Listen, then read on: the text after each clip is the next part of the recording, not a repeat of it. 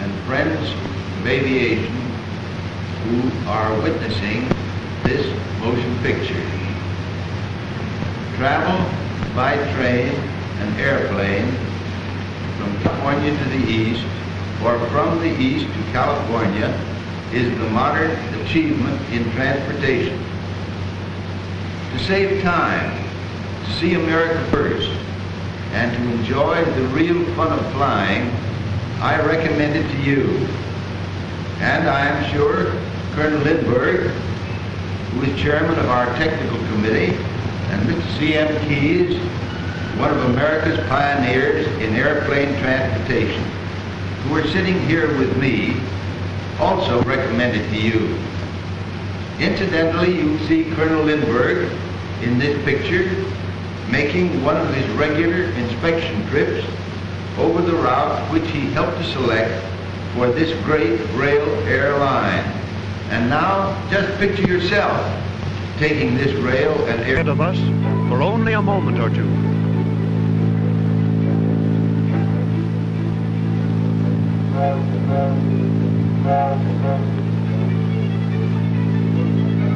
We are on our first hop to Indianapolis, 180 miles to the west, less than 2 hours by air.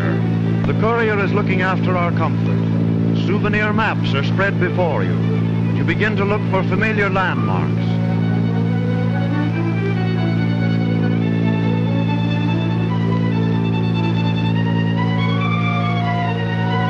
Arriving at the airport at Indianapolis, and at this same time, at every airport along the route, the teletype system reports the news on our progress.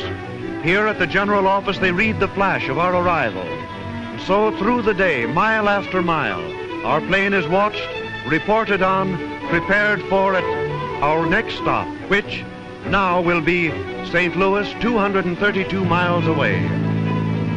2 hours later, nearing St. Louis, we see the Missouri and Mississippi rivers joining into one.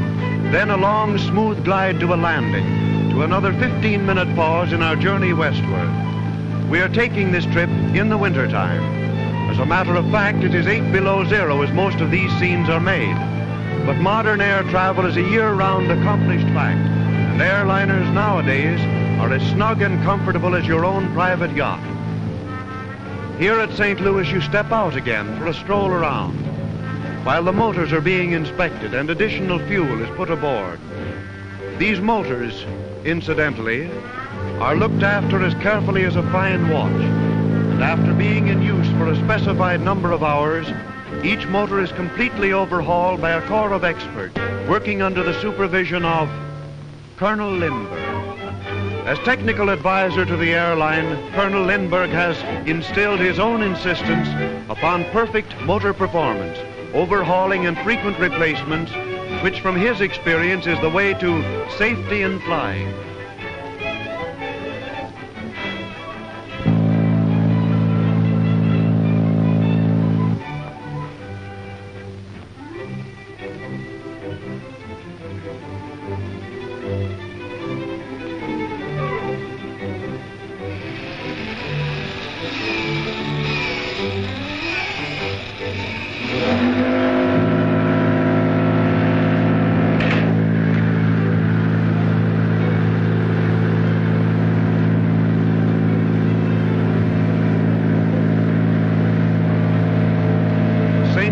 Kansas City, Missouri, 227 miles. You'll be there in 2 hours and 29 minutes. And in the meantime, stroll to the forward cockpit of your plane and take a look at the pilot's weather report.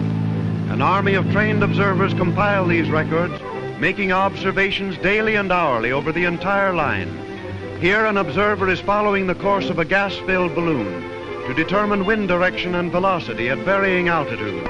These and other hourly observations are condensed into and at its convenient airport. Then on to Wichita, Kansas, 173 miles as the crow flies.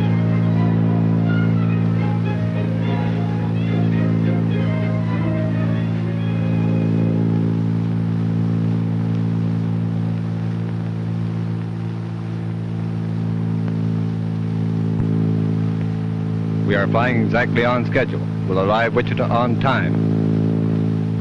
What is the surface wind at Wichita? The surface wind at Wichita is east-southeast, 8 miles per hour.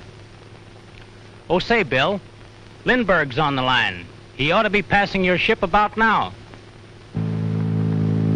Lindbergh's making an inspection trip of the line today. Fine, we'll watch for him. Good news about Lindbergh. We'll be looking for him. Okay, goodbye. Say, Joe, they're making pictures up here today. We're in the movies now, boy. So long. This radio communication is one of the greatest factors of safety in modern air travel. And now, Colonel Lindbergh, on a coast-to-coast inspection of the line, passes our ship in midair. He throttles down to look things over. That's the Colonel's office he's riding in. You're seeing Colonel Lindbergh on the job at work.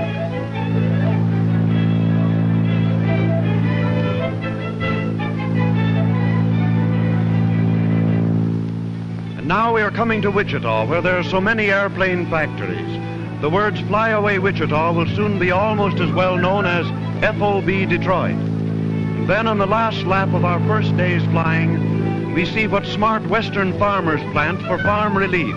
A swarm of oil derricks cover the landscape.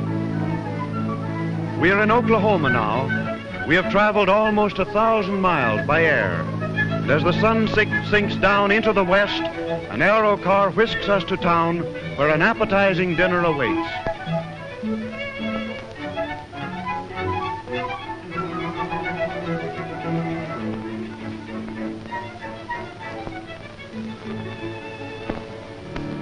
Now again, it is nighttime, and you are asleep aboard the Santa Fe Railway.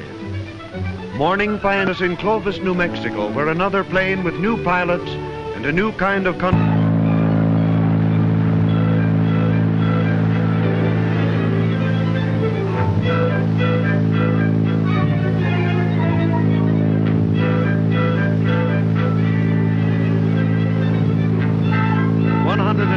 Miles of scenic beauty, we arrive at the city of Albuquerque, New Mexico. You're in Indian country now, and awaiting you at the airport is a delegation of 100% Americans, keenly interested in air travel and air travelers. They gather here to sell you some of their native handiwork.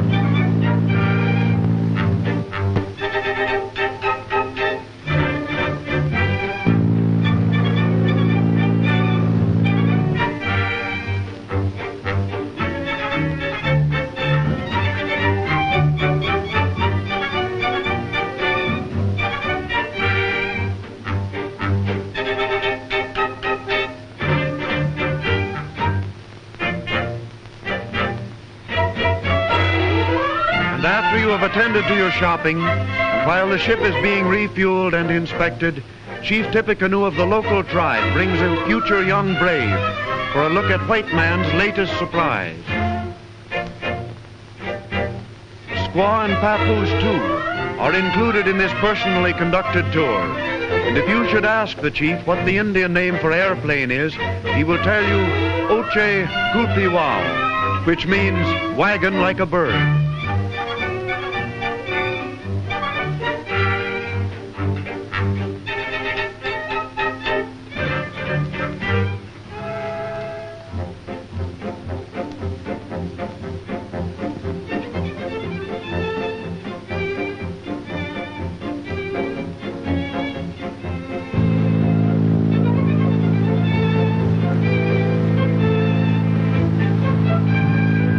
Albuquerque on a 240-mile hop to Winslow, Arizona. We fly over the Mesa Gigante, then on through a bank of silvery clouds, round the tops of the San Mateo Mountains. Now, certainly you are coming to country worth writing home about. Next, the painted desert swims into view, with colors of violet, amber, and rose. To the north, the petrified forests of Arizona.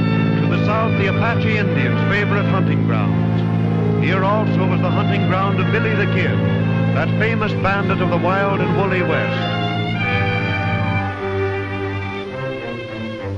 Your next stop will be Kingman, Arizona.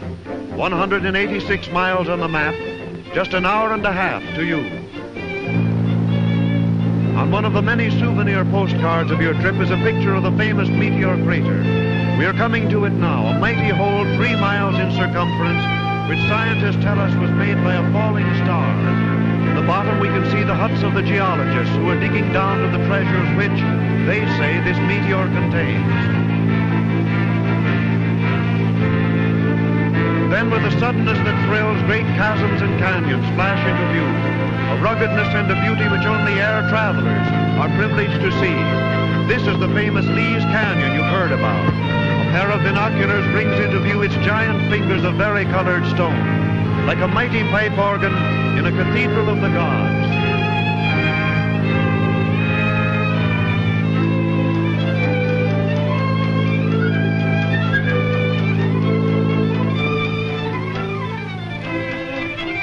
We're leaving Kingman, Arizona now, for the last hop of our trip from coast to coast, 300 miles to the city of Los Angeles. We will have crossed the country in less than 48 hours.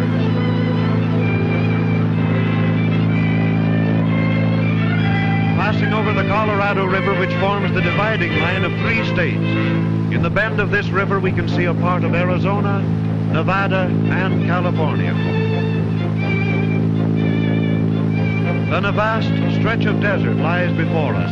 The Devil's Collar Button in the Mojave Desert of California. Death Valley lies 60 miles to the north.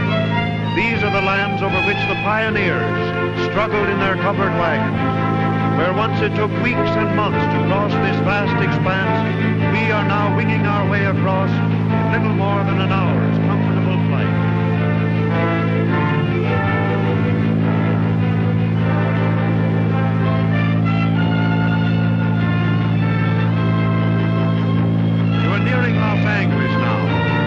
Great range of mountains separates you from your first glimpse of the Pacific Ocean. Passing over the last of these mountains, you see the famous observatory on top of Mount Wilson. Next you will see orange groves, then sunset on the Pacific and the city of Los Angeles. You are nearing the end of your trip. And so,